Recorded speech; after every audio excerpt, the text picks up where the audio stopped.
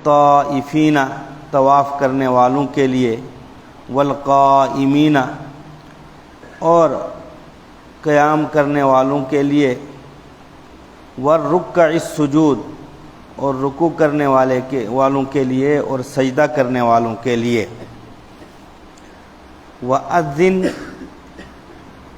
اور یہ حکم دیا کہ تم اعلان کرو فی الناس لوگوں میں بالحج حج کا، یاتو کا وہ آئیں گے آپ کے پاس، رجالن پیادل چل کر، وعلی کل ضامرن اور ہر کمزور اونٹ یا اونٹنی پر، یاتینا جو اونٹ یا اونٹنیاں آئیں گی، من کل فج عمیق دور دراز راستوں سے۔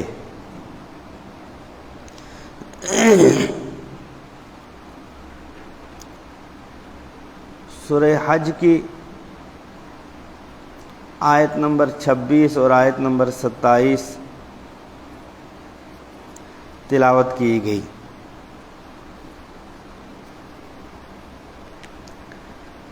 تسلسل کے ساتھ سورہ حج کا سبق دہرایا جا رہا تھا۔ کل کے سبق کا خلاصہ یہ تھا کہ رب تعالیٰ نے اپنے فرما بردار بندوں کا ذکر فرمایا اور آخرت میں ان کا انجام کیا ہوگا اس کا ذکر فرمایا۔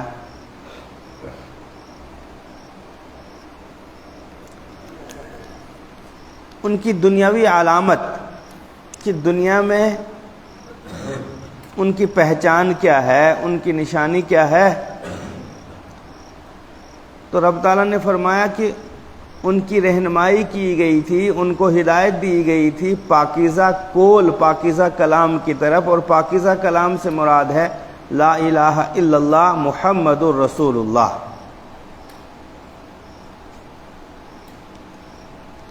حدیث کی کتابوں میں بہت سارے صحابہ سے مروی ہے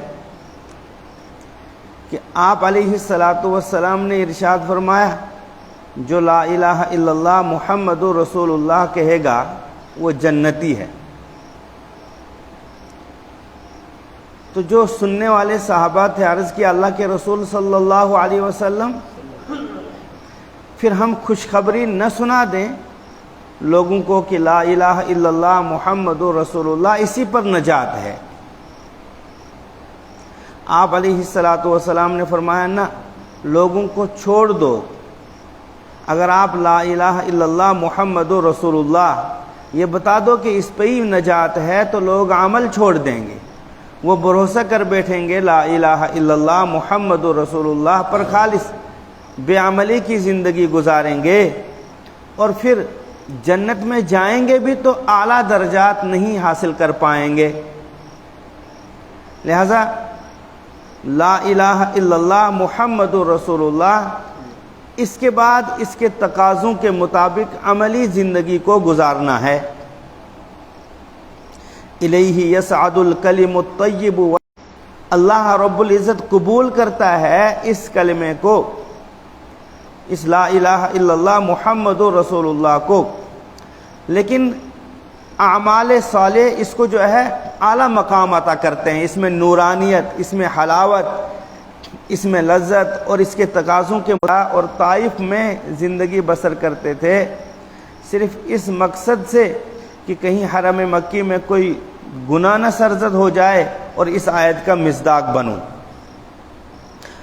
آج کی آیت نمبر 26 کا خلاصہ یہ ہے، ایک تو خانہ کعبہ کی تعمیر کا ذکر ہے مختصراً اس میں، اور بانی کعبہ، کعبۃ اللہ کے معمار کون تھے اس کا ذکر ہے۔ آپ یہ جانتے ہیں حضرت ابراہیم علیہ الصلاۃ والسلام کی پیدائش مشرک خاندان میں عراق کا ایک صوبہ تھا، کوسا، طوبہ کے وزن پر، وہاں ہوئی۔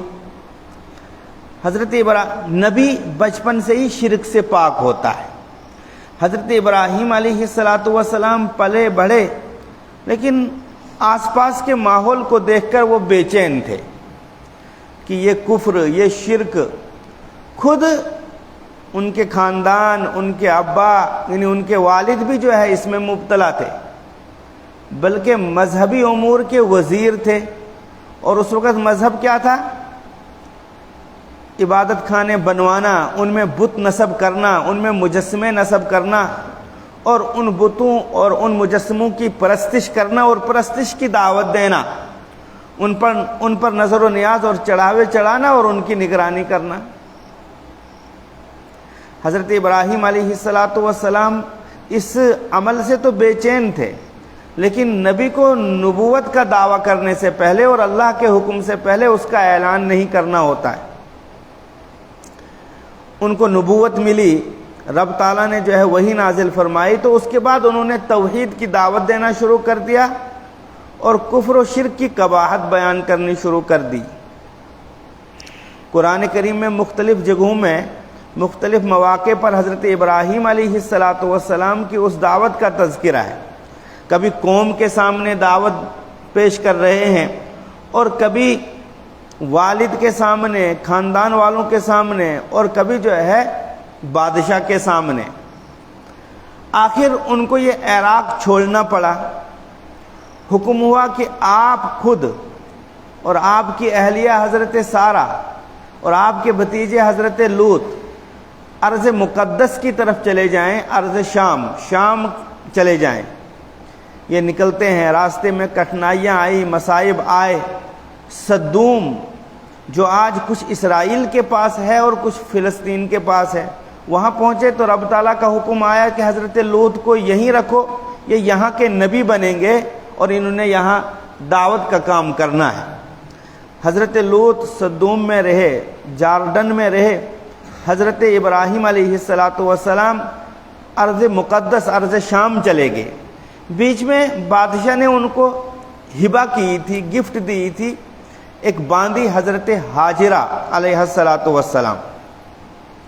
بہت عرصے تک وہاں زندگی گزاری، نہ پہلی بیوی سے کوئی اولاد تھی، نہ دوسری بیوی سے کوئی اولاد تھی۔ اللہ رب العزت نے حضرت ہاجرہ کے ہاں بچہ پیدا کیا، چھوٹا سا بچہ تھا، ابھی بچہ ہی تھا کہ حکم ہوا آپ ان دونوں کو لے کر ایسے جنگل میں لے جاؤ، ایسے میدان میں لے جاؤ، نہ پانی ہے، نہ گھاس ہے، نہ سبزہ ہے، نہ آبادی ہے۔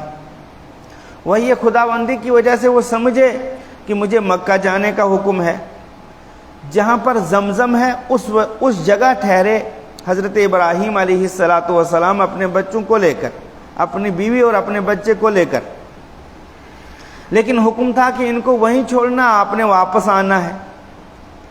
حضرت ہاجرہ اور ان کے بچے اسماعیل وہیں رہے اور خود واپس آئے ارض مقدس۔ وہ ایک امتحان تھا، ایک آزمائش تھی۔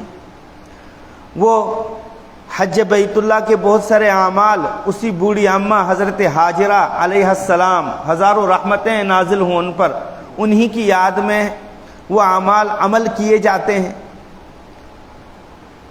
حضرت ہاجرہ علیہ السلام نے وہاں زندگی گزاری، اور حضرت جبریل امین کے پر مارنے سے جو ہے پانی بھی وہاں پھوٹ چکا تھا، زمزم۔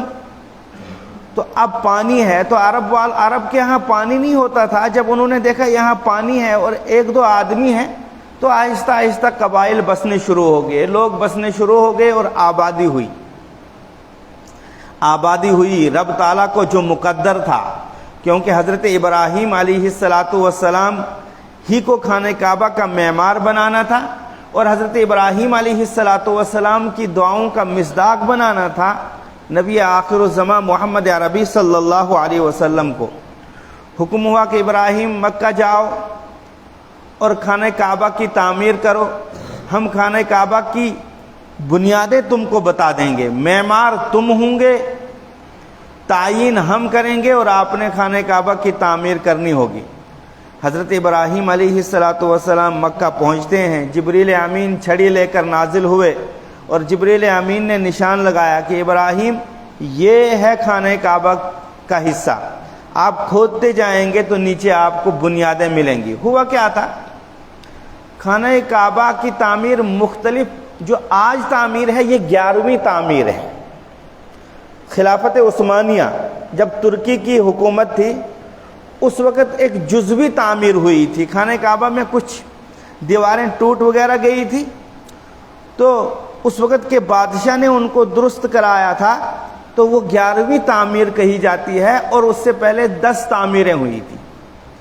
مختلف مواقع میں مختلف طوفانوں کی وجہ سے خانہ کعبہ شہید ہوتا گیا ہے۔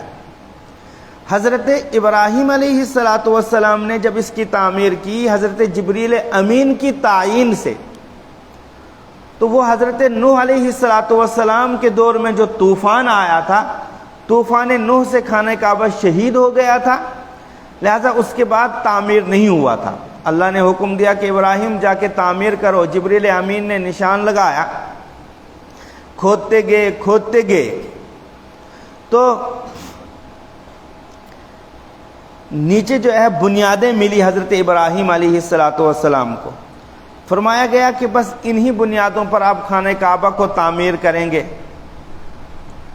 مفسرین لکھتے ہیں کہ اس وقت کی جو اونچی تعمیر تھی وہ 49 فٹ تھی، اور لمبائی اور چوڑائی 44 بائی 44 تھی، مربع جو ہے فٹ 44 بائی 44۔ خانہ کعبہ چکور نہیں ہے، آپ اپنا دایاں قدم زمین پر رکھیں تو اس کے اٹھانے کے بعد جو زمین پر نشان لگے گا ہو خانہ کعبہ کی تعمیر وہ ہے۔ جن مبارک ہستیوں کو وہاں جانے کا موقع ملا ہے، اور آج تو آسان ہے، نیٹ وغیرہ کے ذریعے آپ دیکھیں گے خانہ کعبہ ابھی چکور جو ہے مربع تعمیر کیا گیا ہے، لیکن خانہ کعبہ کے باہر ایک حصہ ہے، اس کو حطیم کہتے ہیں۔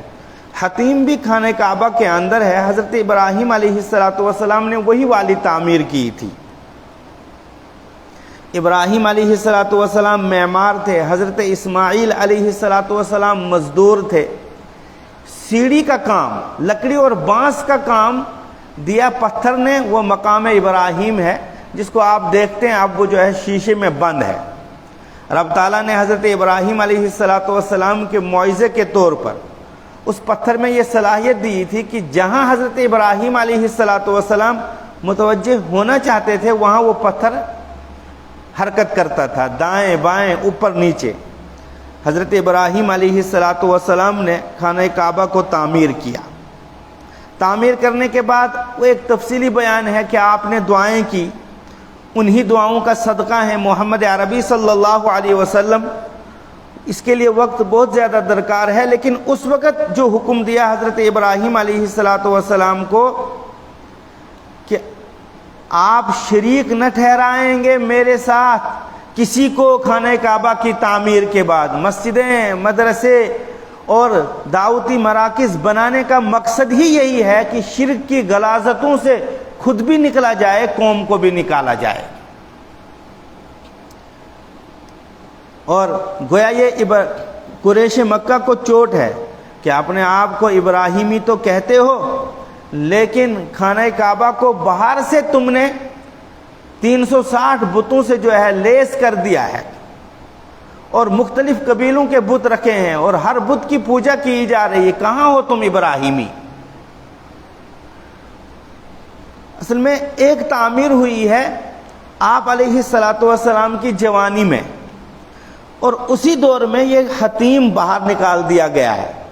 مشرکین قریش عرب کے پاس حلال کمائی زیادہ نہیں تھی، اتنی تھی جتنی خانہ کعبہ کی تعمیر ہو سکتی ہے جو آج ہے، چنانچہ انہوں نے اتنا ہی تعمیر کیا اور باقی حصے کو جو ہے باہر چھوڑ دیا۔ معلوم ہوا مشرکین عرب بھی حرام کمائی سے اللہ کے گھروں کی تعمیر نہیں کیا کرتے تھے، مبارک مقامات کی تعمیر نہیں کرتے تھے۔ پھر یہ سلسلہ چلتا رہا، اسی کے مطابق تعمیر ہوتی گئی۔ میرے اور آپ کے آقا محمد عربی صلی اللہ علیہ وسلم نے امی عائشہ سے فرمایا کہ عائشہ، اگر یہ تیری قوم ابھی نئی ایمان والی نہ ہوتی اور فتنہ نہ اٹھاتی، کہتی کہ ہمارے قریشیوں نے خانہ کعبہ کی تعمیر ایسے کی ہے اور محمد نے بدل دی، تو میں اس کو جو ہے بدل دیتا اور تعمیر ابراہیمی کے مطابق اس کی تعمیر کرتا۔ خلفائے راشدین کے بعد حضرت عبداللہ ابن زبیر رضی اللہ تعالی عنہ نے اس کی تعمیر کی، آپ کی خواہش اور منشا کے مطابق، یعنی ویسی تعمیر کی جس طریقے کی تعمیر نبی اکرم صلی اللہ علیہ وسلم چاہتے تھے اور حضرت ابراہیم علیہ السلام نے تعمیر کی تھی، یعنی حتیم کو خانہ کعبہ کے اندر داخل کر دیا گیا تھا، اس کے باہر دیوار تھی۔ تو حجاج بن یوسف تھا، اس کے بعد اس نے ایک ہنگامہ کھڑا کر دیا، کہا کہ دیکھو رحمت عالم صلی اللہ علیہ وسلم کے دور میں جو تعمیر تھی اس کو بدل دیا عبداللہ ابن زبیر نے، پھر شہید کیا خانہ کعبہ کو، اور پھر رحمت عالم صلی اللہ علیہ وسلم کے دور میں جو تعمیر تھی، جو اس وقت ہے، حتیم باہر ہے، ویسی تعمیر کی۔ امام مالک رحمۃ اللہ علیہ آئے، انہوں نے دیکھا کہ ہر بادشاہ اس خانہ کعبہ کو اپنے ہاتھوں کا کھلواڑ بنائے گا۔ انہوں نے فتویٰ لگا دیا کہ آج کے بعد خانہ کعبہ کو نہ کوئی منہدم کر سکتا ہے، نہ شہید کر سکتا ہے، نہ نئی تعمیر کر سکتا ہے، تاکہ خانہ کعبہ کی حرمت اور احترام باقی رہے۔ اس کے بعد سے لے کر جتنی بھی تعمیریں ہوئی ہیں تو وہ اس میں جو ہے اضافہ ہوا ہے، اس میں ریپیئرمنٹ ہوئی ہے، اس کی جو ہے تزئین کاری ہوئی ہے، کوئی نئی دیوار یا کوئی نیا حصہ اس میں شامل نہیں کیا گیا ہے اور نہ کوئی باہر نکالا گیا ہے۔ ہاں، رحمت عالم صلی اللہ علیہ وسلم کے دور میں اور تعمیر ابراہیمی میں زمین کے ساتھ دروازے تھے، یہ تو بعد میں جو ہے حجاج ابن یوسف نے جو ہے دروازے کو اوپر کر دیا، بلکہ قریشیوں نے یہ کیا تھا، دروازے کو اوپر کر دیا تھا۔ اب وہی داخل ہو سکتا ہے جس کو وہ چاہتے ہیں خانہ کعبہ میں، اور جس کو وہ نہ چاہیں گے تو خانہ کعبہ کے اندر داخل نہیں ہو سکتا آدمی۔ حکم ہوا کہ شریک نہ ٹھہرانا میرے ساتھ کسی کو، وطہر اور پاک کیجئے بیتی میرے گھر کو، للطائفین طواف کرنے والوں کے لیے۔ اور پاک سے ایک تو جو ہے باطنی پاک، شرک کی، کفر کی غلاظتوں سے، اور اس میں جو ہے بت رکھے گئے ہیں ان سے، اور ظاہری پاک بھی ہو، للطائفین طواف کرنے والوں کے لیے، والقائمین اور قیام کرنے والوں کے لیے۔ قیام سے مراد ہیں جو نماز میں قیام کرتے ہیں، قیام سے مراد ہیں جو وہاں آ کر جو ہے حج اور عمرے کے دنوں میں ٹھہرتے ہیں، قیام سے مراد ہیں اس میں اعتکاف کرنے والے، والرکع السجود نماز پڑھنے والوں کے لیے اور سجدہ کرنے والوں کے لیے۔ اسی وجہ سے حدیث میں منع ہے کہ پاگلوں کو اور بچوں کو مسجد سے دور رکھو۔ ناسمجھ بچہ ہوگا، پیشاب کر سکتا ہے، تھوک سکتا ہے، اور بول و براز جو ہے اس کو ہو سکتا ہے مسجد میں، اور مسجد پلید ہو جائے گی، مسجد کی حرمت پامال ہو جائے گی۔ پاگل اس کو پتہ ہی نہیں ہے وہ کیا کچھ کرے، کبھی تو تھوکنے لگ جائے گا، کبھی اس کی جو ہے منہ سے رال ٹپکنے لگ جائے گی، اور وہ بے وضو بھی ہوگا، اور کبھی جو ہے آدمی بے غسل بھی ہو سکتا ہے، اس قسم کا آدمی۔ لہذا ممانت ہے، جنبو مجانین والصبیان من المسجد، مسجدوں سے دور رکھو پاگلوں کو، مسجدوں سے دور رکھو ناسمجھ بچوں کو۔ اور سمجھدار بچے اگر لانے بھی ہیں مسجد میں تو اس کا بھائی، اس کا والد اس کو اپنے ساتھ کھڑا کرے کہ وہ، تاکہ وہ کسی قسم کی شرارت نہ کرے۔ وَإِذْ بَوَّأْنَا، وہ وقت یاد کرو جب ہم نے ٹھکانہ بتایا، لِإِبْرَاہِیمَ، ابراہیم علیہ السلام کو، مکان البیت، خانہ کعبہ کی جگہ کا، اور یہ بھی حکم دیا، اللہ تشرک بی، یہ کہ تم شریک نہ ٹھہراؤ میرے ساتھ، شیئن کسی چیز کو، وطہر اور پاک کرو، بیتیہ میرے گھر کو، للطائفین طواف کرنے والوں کے لیے، والقائمین اور قیام کرنے والوں کے لیے، والرکع اور رکوع کرنے والوں کے لیے، والسجود اور سجدہ کرنے والوں کے لیے، مطلب ہے نماز پڑھنے والوں کے لیے۔ جب خانہ کعبہ تعمیر ہوا تو رب تعالیٰ نے فرمایا ابراہیم اعلان کر دو، یہ اعلان کرنا تھا، یا ایھا الناس قد فرض علیکم الحج، لوگو اللہ نے تم پر حج فرض کر دیا۔ ابراہیم علیہ السلام نے فرمایا کہ پروردگار ہے کون یہاں؟ یہاں تو میں ہوں اور اسماعیل ہیں، ہمیں الگ سے آواز لگانے کی ضرورت نہیں ہے، آپ نے سکھا دیا، بتا دیا، ہو گیا۔ اور یہاں بے آباد جنگل ہے، بے آباد میدان ہے، یہاں تو دور دور تک جانور نظر نہیں آتے ہیں، تو انسان دور کی بات ہے، کس کو آواز لگاؤں اور کیا فائدہ ہے اس آواز لگانے کا؟ رب تعالیٰ نے فرمایا کہ ابراہیم جو میں کہتا ہوں وہ آپ کیجئے، آواز لگانا آپ کا کام ہے، دنیا کے کونے کونے تک پہنچانا میرا کام ہے۔ حکم ہوا کہ جبل ابو قبیس، اب وہ پہاڑ توڑ دیا گیا ہے، بہت پست ہے پہاڑ، کہا جبل ابو قبیس پر چڑھو اور یہ اعلان کرو، یا ایھا الناس، اے لوگو، قد فرض علیکم، اللہ رب العزت نے تم پر فرض کیا ہے الحج، حج۔ حدیث شریف میں آتا ہے کہ جب انہوں نے یہ آواز لگائی، دنیا کے کونے کونے تک یہ آواز پہنچی، عالم ارواح میں روحوں نے اس آواز پر لبیک کہا۔